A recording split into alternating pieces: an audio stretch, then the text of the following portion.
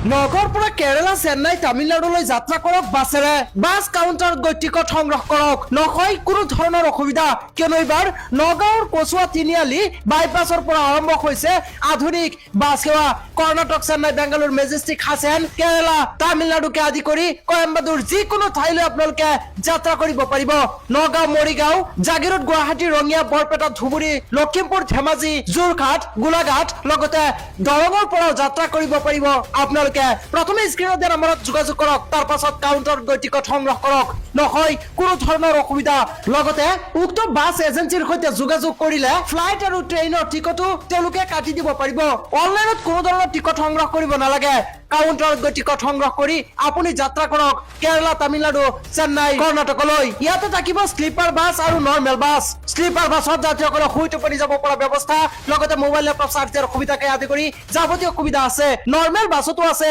যাৱতীয় সুবিধা প্ৰথমে স্ক্ৰীনত দিয়া নম্বৰত কল কৰক অধিক তথ্য জানি কাউণ্টাৰত গৈ টিকট সংগ্ৰহ কৰি যাত্ৰা কৰক বহিৰাজ্যলৈ কম টকাত কম সময়ৰ ভিতৰতে আধুনিক সুবিধাৰ সৈতে আপুনিও যাত্ৰা কৰক বহিৰাজ্যলৈ।